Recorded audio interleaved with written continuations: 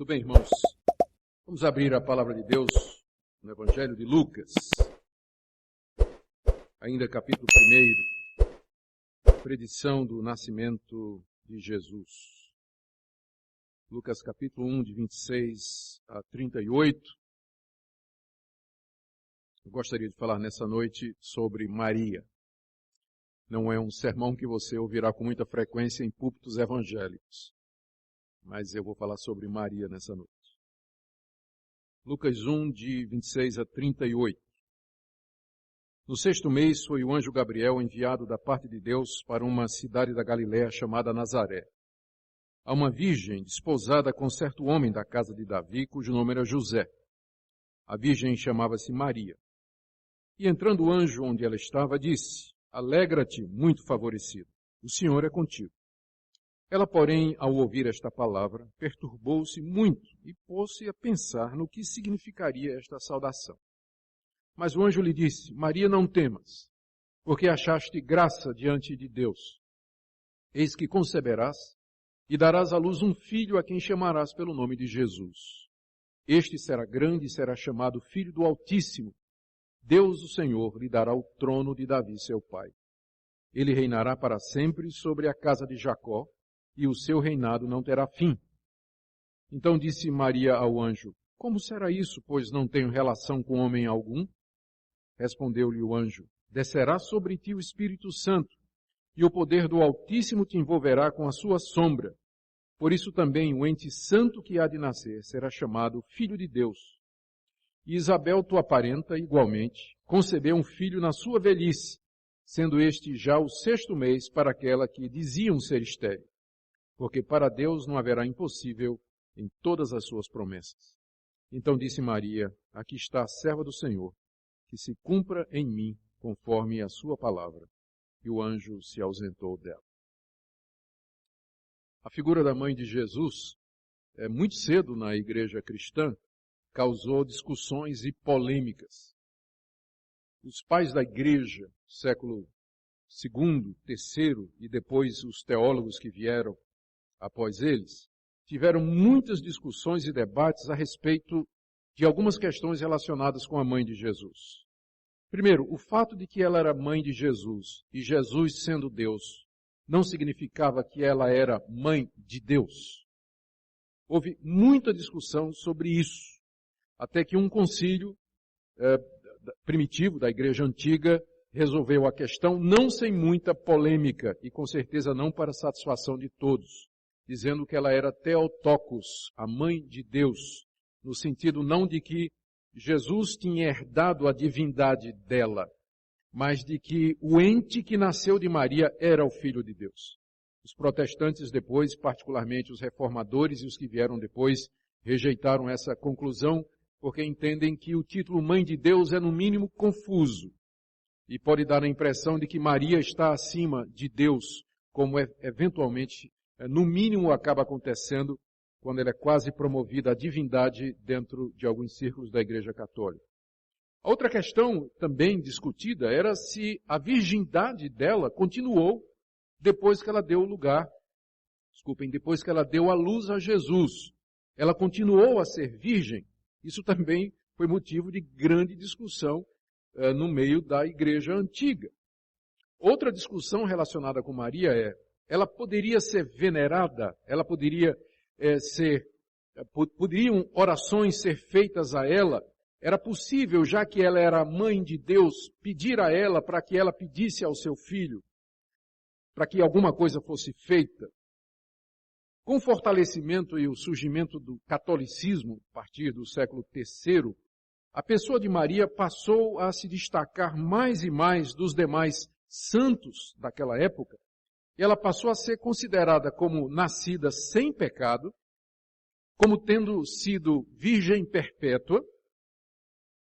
Muito tempo depois, já mais na nossa época, a Igreja Católica passou o dogma da ascensão de Maria, que Maria subiu aos céus, ascendeu aos céus, sem morrer, e que ela é medianeira e intercessora junto a Cristo, padroeira, que pode receber culto, na teologia católica é feita uma distinção entre latria e dulia. Latria é o culto que se deve somente a Deus. Dulia seria mais uma veneração que se dá aos santos e a Maria. Mas na prática essa distinção se acaba porque, infelizmente, dentro do catolicismo é estimulada a adoração a Maria, as orações dirigidas a ela e pedidos de intercessão. E dentro da história da Igreja Católica, dezenas e centenas de relatos de que Maria apareceu, Maria surgiu numa visão, e onde Maria aparece, é feito então santuários a ela, como por exemplo, aqui em São Paulo tem o santuário da Maria Aparecida, que é a padroeira do Brasil, tudo girando em torno de uma estátua dela que teria sido encontrada. Os reformadores e os seus herdeiros, somos nós, rejeitaram quase que totalmente estas ideias a respeito de Maria, porque entendiam que não havia fundamento bíblico para considerar estas coisas. Considerar Maria como digna de culto, de receber orações, como padroeira, intercessora, medianeira, sem pecado e a virgindade perpétua. Os reformadores e os seus seguidores disseram que era idolatria o culto a Maria, que isso representava uma diminuição da pessoa de Cristo, porque em vez de se dirigir a Cristo, muitos dentro da Igreja Católica vão a Maria para poder chegar a Cristo, diminuem a obra de Cristo na cruz, e a contenção maior de todas, não é? É que nenhuma destas coisas tem fundamentação de fato na Escritura Sagrada. Mas por outro lado, o que é que aconteceu? Por causa da reação protestante contra o culto a Maria na Igreja Católica medieval, muitos evangélicos deixaram de apreciar o papel de Maria por causa desses abusos. E geralmente a gente nem fala, não é, de Maria, ou não se prega sobre Maria, ou quando a gente é obrigado a falar sobre Maria, aliás, quando a gente vai falar sobre Maria, é obrigado a fazer o que eu estou fazendo, né? Dizer primeiro o que é que eu não estou dizendo, ou o que é que nós não concordamos a respeito de Maria.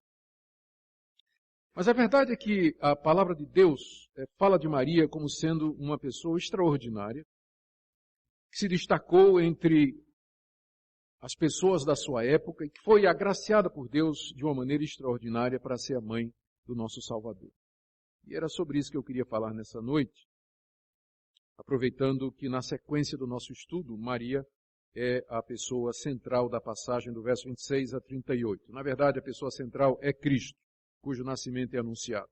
Mas a anunciação é feita a Maria, e o texto nos diz uma série de coisas a respeito dela que eu queria nessa noite ver com os irmãos. O que é que nós podemos aprender sobre Maria aqui na passagem?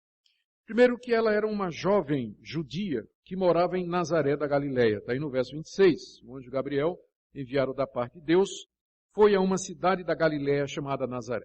Se você olhar no mapa da Palestina, a Galileia é a região que fica mais ao norte. Equivaleria hoje, você olhando no mapa do norte do Brasil, ao nordeste. E é interessante porque o que o nordeste mais ou menos é hoje, para o Brasil, a Galileia era naquela época para Israel, porque era uma região mais ao norte, era uma região mais pobre, era uma região mais carente, como era região de fronteira com países vizinhos, pagãos, havia muita mistura. Os galileus tinham muita comunicação com não-judeus. Isso influenciava os costumes, enfraquecia um pouco o judaísmo. Então os judeus de Jerusalém, eles olhavam para a região da Galileia com o nariz meio torcido, né? Tanto é que quando Jesus aparece pregando, o pessoal diz, da Galileia pode vir alguma coisa boa? Mas era lá na Galileia que estava aquela que Deus escolheu para ser a mãe do Messias. Nessa cidadezinha chamada Nazaré, que não é importante por nada. Era uma vila, como demais vilas que estavam ali naquela região, próximo à cidade maior de Cafarnaum, essa era a cidade mais importante da Galileia, e junto ao mar da Galileia. Mas era uma vilazinha como qualquer outra, não havia nada de especial. Mas esse é o caminho de Deus, sempre foi, não é? A gente poderia pensar que Deus, ao mandar o seu filho ao mundo, faria com que ele nascesse de uma família nobre, riquíssima, em Roma, que era a capital do império. Mas ele manda o anjo Gabriel anunciar o nascimento do seu filho, a sua mãe que mora na região da Galileia, numa cidadezinha chamada Nazaré, que não era importante em aspecto nenhum. Era simplesmente mais uma cidadezinha no mapa. Mas é lá que estava aquela que Deus escolheu para ser a mãe do seu Salvador, porque É assim que Deus age. Ele age de tal maneira a abater a soberba dos homens e exaltar a sua pessoa. É Ele que do nada tira tudo e que daquilo que é humilde traz a exaltação. Esse é o caminho de Deus nas suas lides conosco. Segunda coisa que nós aprendemos é que essa moça judia, criada dentro da tradição do judaísmo, que morava ao norte de Jerusalém, na região da Galileia, ela estava prometida a um homem chamado José, que era da linhagem de Davi. Lemos aí no verso 27, que ela estava desposada com ele. A palavra desposada aqui no texto, ela é usada em outras partes da Bíblia e na literatura da época, para descrever como era o casamento na época dela. Naquele tempo os casamentos eram arranjados pelos pais. Os pais combinavam casar os seus filhos e quando chegava a idade, talvez 16 a 17 anos, talvez essa tenha sido a idade de Maria quando o anjo lhe aparece, então era feito o compromisso, o contrato entre as duas famílias de que a filha de uma família haveria de casar com o filho da outra. Então eram prometidos um ao outro, mas ainda não era o casamento, porque se passaria talvez ainda alguns meses até que chegasse o casamento em si, que geralmente durava uma semana inteira, era uma festa que juntava muita gente, havia muita alegria. Jesus participou de um desses casamentos, está lá em João capítulo 2. Quando o anjo aparece a Maria, ela estava prometida a José, mas ainda não havia casado com ele. Estava naquele período entre o contrato, a promessa, o acordo feito entre as famílias e o casamento que se realizaria algum tempo depois. Então, era uma moça comprometida, que morava lá em Nazaré, da Galileia, a quem o anjo Gabriel foi enviado para trazer a boa notícia. A terceira coisa que nós aprendemos aqui do texto é que ela era virgem. Verso 27. Foi mandado a uma virgem desposada com certo homem da casa de Davi, cujo nome era José, e a virgem chamava-se Maria. Algumas pessoas têm questionado a tradução virgem aqui. É uma palavra grega que é uma tradução de uma palavra hebraica que pode significar jovem também. Então, a mesma palavra que é usada para virgem é usada também para jovem. Só que o sentido principal da palavra é virgem. E que essa é a intenção de Lucas, quando usa a palavra parthenos, é a palavra grego para isso. A intenção de Lucas é dizer que ela era virgem, fica claro quando mais adiante, depois do anjo dizer que ela vai ter um filho, ela pergunta no verso 34, como é que vai ser isso se eu não tenho relação com homem nenhum? Então, o foco do texto era nesse fato de que ela era virgem. A pergunta é, por que era necessário que ela fosse virgem? E a resposta é, para ficar claro de que o filho que ia nascer seria filho de Deus e não de algum homem com quem ela tivesse tido relações. Por isso que tinha que ser virgem. Por isso que o foco do texto é na virgindade de Maria. Todavia, nós não temos nenhuma evidência de que depois que ela deu à luz a Jesus, ela permaneceu virgem, como quer a Igreja Católica, pelo menos por 3 razões. Primeiro, porque na Bíblia e no ambiente judaico, a virgindade era preciosa e era altamente desejada, era isso que se queria, era o padrão, até o casamento. Depois do casamento se desejava filhos e um relacionamento conjugal feliz, abundante e frutífero. Não havia razão nenhuma para depois que Jesus nasceu, que Maria não tivesse relações com o seu marido José, que a teria desposado em seguida.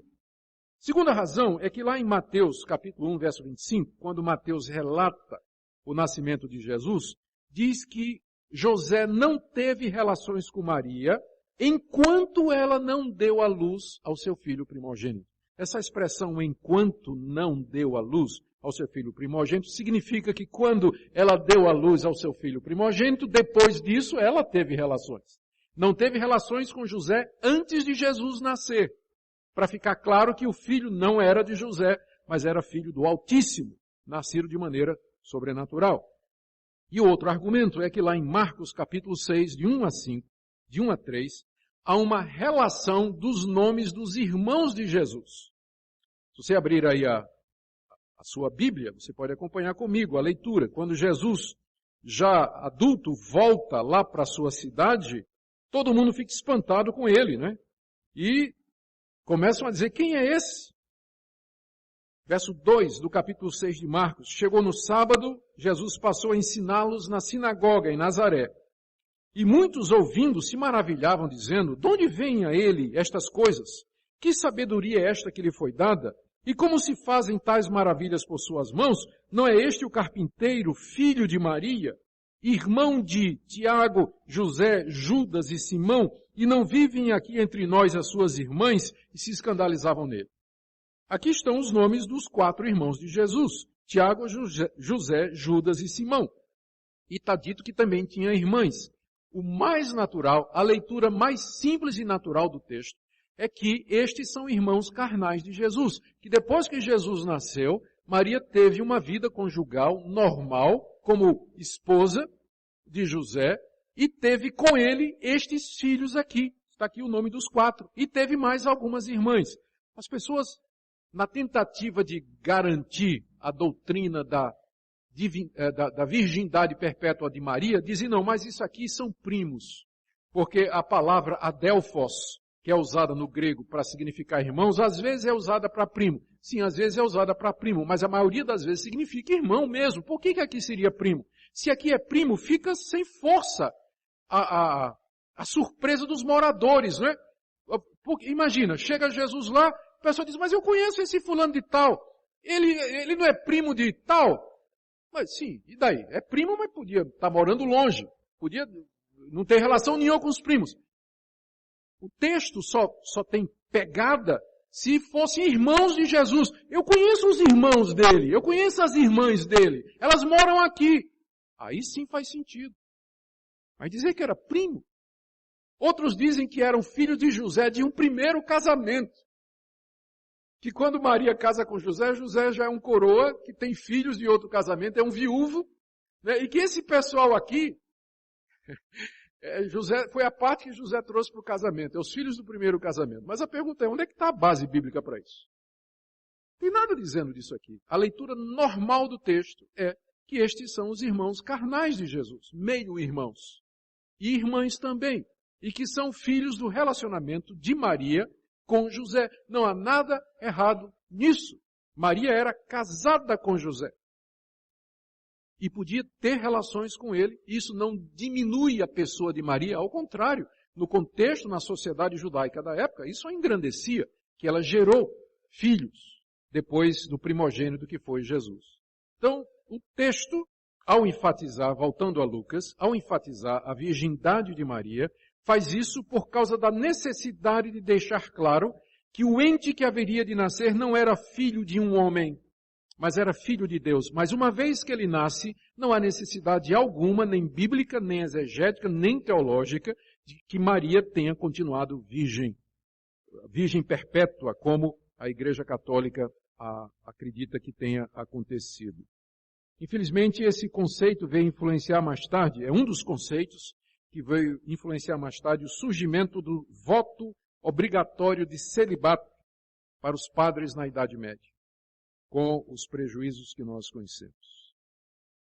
A quarta coisa que nós aprendemos aqui a respeito de Maria é que ela foi especialmente favorecida por Deus, e eu chamo a sua atenção para esse ponto, que é da mais alta importância, porque ele é talvez o ponto mais debatido aqui.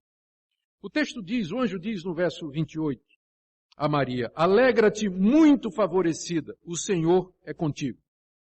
A expressão muito favorecida é uma expressão, uma palavra grega só, que significa agraciada, aquela que recebeu graça, que é repetido no verso 30, quando o anjo diz, Maria, não temas porque achaste graça. Graça aqui é favor diante de Deus.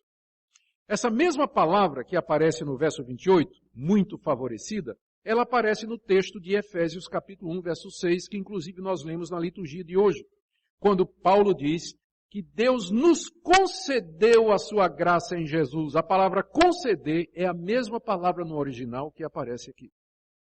A mesma palavra que é usada para Maria é usada pelos crentes. Da mesma forma que Maria foi agraciada por Deus, nós também somos em Cristo Jesus. Infelizmente, a tradução latina do grego, a Vulgata, que é a Bíblia adotada pela Igreja Católica, quando traduziu isso aqui, em vez de dizer agraciada, traduziu como Maria cheia de graça. É isso que você tem no latim, na Vulgata Latina, que é a Bíblia usada pela Igreja Católica. E como resultado, dá a impressão de que Maria, não é que ela recebeu um favor de Deus, mas que ela era naturalmente uma pessoa cheia da graça de Deus, sempre foi, de uma maneira especial. Quando, na verdade, o texto está dizendo que a graça foi o fato de que ela recebeu de Deus o privilégio de ser o Filho de Deus, de dar à luz o Filho de Deus, de dar à luz o Messias, o Salvador. É nisso que consiste a graça que foi dada a Maria. Não é que ela era uma pessoa agraciada acima das outras, dotada de uma graça intrínseca, que inclusive fazia com que ela não tivesse pecado. Com que ela não tivesse pecado. A Vulgata Latina, desculpem que eu estou entrando nesses detalhes, mas isso é importante para nós, para que nós entendamos no final por que nós não vamos adorar Maria. A Vulgata Latina também tem uma frase que você vai lembrar, e que não está aqui, no verso 28. A saudação de Gabriel é: alegra-te muito favorecida. O Senhor é contigo. O que é que está faltando aqui? Bendita és tu entre as mulheres. Por que não está na Bíblia protestante e está na Bíblia católica? Está na Bíblia católica porque os católicos estão seguindo a Vulgata Latina, que é uma tradução feita no século IV por Jerônimo do original grego. E ele usou alguns manuscritos gregos onde aparece essa expressão, bendita és tu entre as mulheres. Só que esses manuscritos onde aparece essa expressão, bendita és tu entre as mulheres, eles não são dos melhores manuscritos. Tanto é que nas edições críticas modernas, bem feitas do texto grego, essa expressão é eliminada. Mas a Igreja Católica mantém no latim. Daí, na Bíblia Católica, você vai encontrar, depois do verso 28, bendita és tu entre as mulheres. Mas vamos imaginar que esteja no original. Vamos imaginar que foi isso que Gabriel disse. Maria, você é agraciada, bendita és tu entre as mulheres. O próprio Lucas, mais adiante no capítulo 11, siga aí comigo, ele relata uma ocasião em que Jesus estava pregando, e aí uma mulher disse o seguinte. Lucas 11, a partir do verso 27. Ora, aconteceu que ao dizer Jesus estas palavras, uma mulher que estava entre a multidão exclamou e disse: bem-aventurada aquela que te concebeu e os seios que te amamentaram. Quando Jesus estava pregando e impressionando com os sinais e prodígios, uma mulher disse: puxa vida, feliz é a tua mãe. Usou essa mesma palavra, bem-aventurada. Bem-aventurada a tua mãe. Qual foi a resposta de Jesus? Verso 28. Antes, bem-aventurados são os que ouvem a palavra de Deus e guardam. Veja a resposta de Jesus. Ele diz, você está pensando que minha mãe é bem-aventurada, que Maria é bem-aventurada, melhor do que todas as mulheres, talvez? Na verdade, mais bem-aventurados são aqueles que ouvem a palavra de Deus e guardam. É por isso que nós não aceitamos essa doutrina, essa visão, essa perspectiva sobre Maria como sendo um ser humano diferente, cheio da graça de Deus, que impediu que ela fosse pecadora, tornando-a quase divina, porque nós não temos, de fato, base bíblica para isso. Infelizmente, a Igreja Católica transformou a saudação do anjo Gabriel, no capítulo 1, verso 28, em uma oração, a famosa oração Ave Maria. O anjo aparece e saúda Maria dizendo: alegra-te muito favorecida, o Senhor é contigo. Bendita és tu entre as mulheres, se tiver no original. Isso acabou virando o Ave Maria dentro da Igreja Católica, quando era simplesmente a saudação que o anjo estava dando a Maria, acabou virando uma oração que é repetida vez após vez pelo devoto que serve e adora a Maria. Quinta coisa que nós aprendemos sobre Maria, que ela era uma jovem piedosa e temente a Deus. Ela não era divina, ela não era sem pecado, ela não era agraciada de uma maneira diferente, ela era bendita como os que temem a Deus são, mas nós não podemos deixar de perceber a sua piedade temente a Deus. Primeiro, ela era uma moça extremamente humilde, Porque quando o anjo aparece no verso 28 e diz, tu és muito favorecida e o Senhor é contigo, diz aí o verso 29 que ela ficou perturbada e começou a pensar, o que significa isso? É como se ela dissesse, eu, favorecida por Deus, escolhida por Deus, mas eu não sou ninguém. Quem sou eu para isso? Ela começou a pensar, o que significa esse anjo aparecendo aqui e me dizendo estas palavras? Maria ficou perturbada. Talvez alguns de nós, né, talvez algumas mulheres, não é? Se o anjo aparecesse dizendo isso, dizendo, salve, muito favorecido, o Senhor é contigo, ia dizer, mas é isso mesmo, ele tem que ser mesmo comigo, eu mereço. Eu sou uma pessoa boa, maravilhosa, né, sou temente a Deus, cumpro minhas obrigações, sou uma pessoa fantástica, é claro que Deus é comigo. Mas a essência da humildade é não reconhecer-se. Quando a pessoa sabe que é humilde, então a humildade já foi para o espaço há muito tempo. Igual aquele pastor de uma igreja que era tão humilde, que a igreja deu uma medalha para ele. Né? Honra ao mérito de humildade. E aí no domingo seguinte teve que tomar, porque ele usou, né? Na hora que você usa... Então, essa foi terrível, não foi? Mas tudo bem. Eu estava só tentando mostrar a humildade de Maria. Ela recebe esse elogio que a destaca das outras pessoas e ela diz, mas eu? Ela está perturbada com aquilo. Ela está até com medo. O anjo tem que dizer, não tenha medo. Não tenha medo. Mas você foi escolhida por Deus para uma missão especial. Então, era uma moça temente a Deus, extremamente humilde. Segunda coisa que nós aprendemos é que ela era uma moça de muita fé e confiança em Deus. De onde a gente vê isso? Depois da anunciação, quando o anjo diz, no verso 31, tu conceberás e darás à luz um filho a quem chamarás pelo nome de Jesus, e diz que ele será o Filho de Deus, será chamado Filho do Altíssimo, Filho de Deus, e que ele vai reinar para sempre no trono de Davi, o seu reinado não terá fim, ela pergunta, como vai ser isso se eu não tenho relação com homem nenhum? A pergunta dela é diferente da pergunta de Zacarias. Lembra da pergunta de Zacarias, que a gente viu nas mensagens anteriores? Quando o mesmo anjo apareceu a Zacarias dizendo, tua oração foi ouvida e tua mulher vai ter um filho que é João Batista, Zacarias disse, acho que não. Como é que vai ser isso? E o anjo repreendeu Zacarias pela incredulidade. Aqui Maria faz a mesma pergunta. Como vai ser isso? Só que é a pergunta da fé, que diz o seguinte, sim, eu creio que vai acontecer. Eu só estou curiosa como é que Deus vai fazer, porque eu não tenho relação com homem nenhum, como é que eu vou ter um filho? Então é a pergunta da fé. A pergunta de Zacarias foi a pergunta da incredulidade. Mas a pergunta de Maria é a pergunta de quem crê. Eu creio que Deus vai fazer isso. Eu só queria saber como é que Ele vai fazer. Como é que vai acontecer isso? Eu não tenho relações. O casamento está ainda distante. Eu estou prometida, mas não estou casada. E o casamento ainda vai ser lá para frente. Como é que isso vai acontecer? E o anjo então lhe dá a resposta de como o Espírito de Deus haveria de vir sobre ela com sua sombra, cobrindo-a, gerando no seu ventre, sem a interposição masculina, aquele ser que seria o Filho de Deus. Era uma menina de fé. Era uma adolescente de grande confiança em Deus, por assim dizer. Humilde, confiante em Deus. E, terceiro lugar, dentro das suas qualidades, pronta para servir a Deus, obediente, como diz o verso 38. Depois que o anjo explicou a Maria como é que ela haveria de conceber, ela diz no verso 38, aqui está a serva do Senhor, que se cumpra em mim conforme a tua palavra. E o anjo se ausentou dela. Isso é mais do que parece. Quando o anjo faz a anunciação, quando Gabriel faz a anunciação do filho que haverá de nascer, ele intencionalmente usa a linguagem de Isaías capítulo 9, verso 7, onde tem um anúncio que era conhecido de todos os judeus da chegada do Messias. Quando ele diz aí, no verso 33, ele reinará para sempre sobre a casa de Jacó e o seu reinado não terá fim.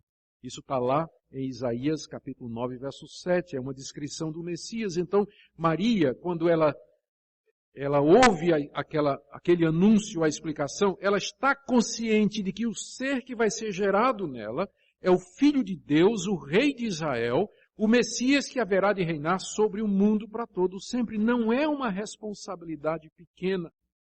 Todavia, cheia de fé e obediência, ela diz, aqui estou eu, faça-se a vontade do Senhor, que se cumpra em mim a tua palavra. É impressionante como os argumentos a favor da exaltação de Maria são usados até aqui. Aqui essa passagem é chamada dentro da teologia católica de o fiat mariano. Em teologia, nós usamos a expressão fiat, latim, faça-se, com referência à criação do mundo, que está descrita em Gênesis, capítulo 1 e 2. Porque Deus criou o mundo dizendo, faça-se, aconteça, apareça. O fiat, pela palavra, Deus criou o mundo. Então eles dizem que Maria, quando ela diz assim, cumpra-se em mim a palavra de Deus, era necessário que ela tivesse dito aquela palavra para que Jesus fosse gerado nela.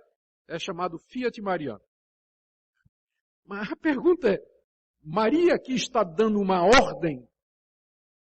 Ou ela está simplesmente se submetendo, dizendo assim, faça-se em mim a tua vontade, Senhor, que seja feita a tua vontade em mim, como tu desejas. Na verdade, em vez de ser uma declaração de criação, que aconteça em mim isso, que ocorra em mim isso, na verdade é uma palavra de submissão e obediência, em que Maria então se chega diante de Deus e diz, eu estou aqui, cumpra, Senhor, em mim a tua palavra e a tua vontade.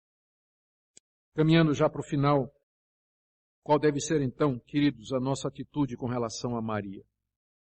Primeiro, certamente, não orar a ela e nem cultuar Maria. Claro, ela não era sem pecado. O próprio fato de que a Bíblia diz aqui que ela recebeu graça, tu és favorecida, tu encontraste graça diante de Deus, já pressupõe que aquilo que aconteceu com ela era um favor não merecido. Porque Maria fazia parte da humanidade como eu e você. Ela era pecadora, filha de Adão e Eva. Ela tinha a mesma natureza carnal manchada pelo pecado que eu e você temos.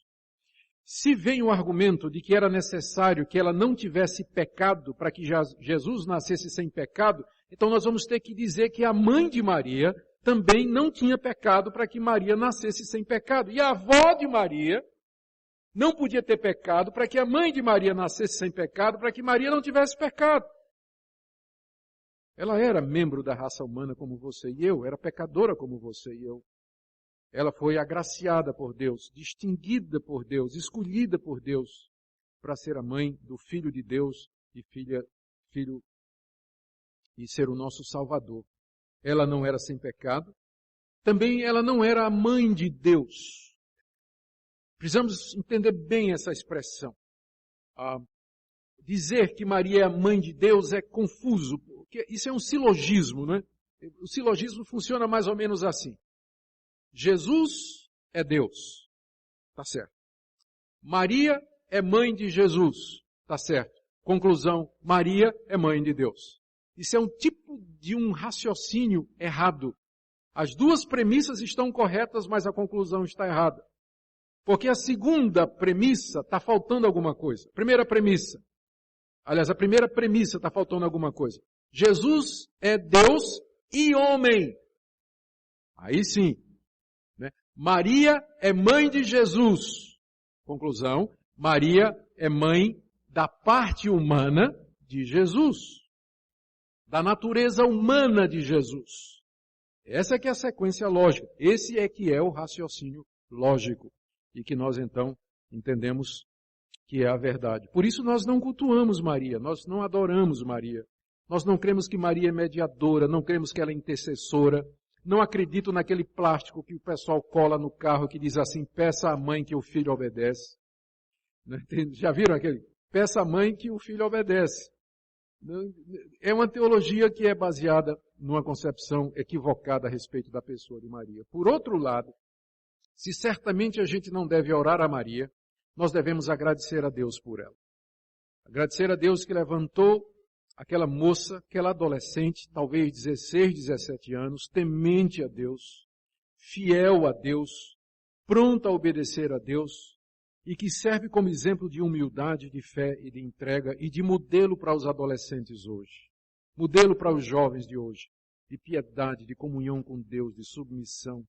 É uma pena que hoje as nossas adolescentes e os adolescentes vão buscar inspiração nos ídolos desse mundo.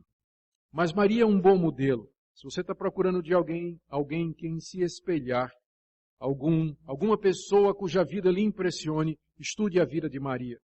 E você encontrará ali um exemplo de como Deus pode usar um adolescente, Deus pode usar um jovem para o louvor da sua glória, como Deus pode chamar desde cedo alguém para uma missão muito acima de suas forças, mas ao mesmo tempo capacitar.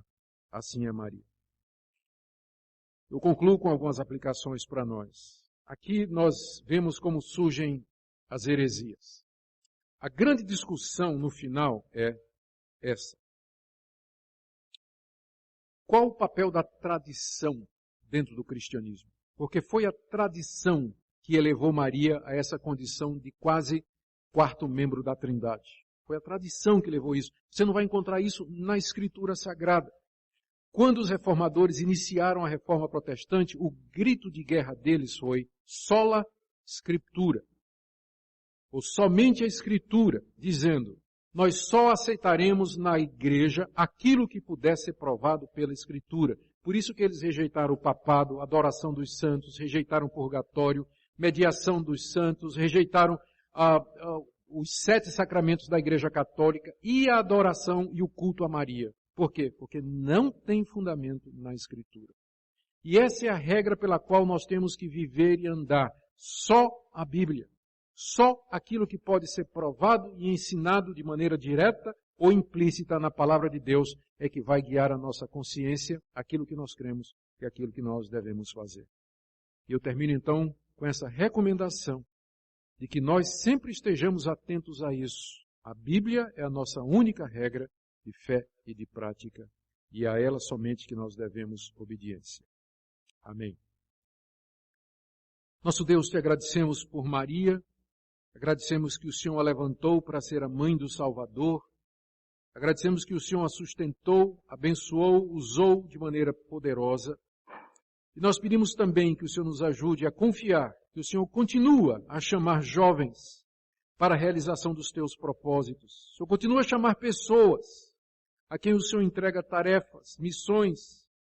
Pedimos, ó Deus, que nos deis um coração humilde, cheio de fé e submisso a Ti, como Maria tinha, para que nós possamos ouvir a Tua voz e Te obedecer em todas as coisas. Nos ajuda a Te servir de acordo com a Bíblia, a purificar o nosso culto e a nossa crença de acordo com Tua palavra. Em todas as coisas, nós Te pedimos em nome de Jesus. Amém.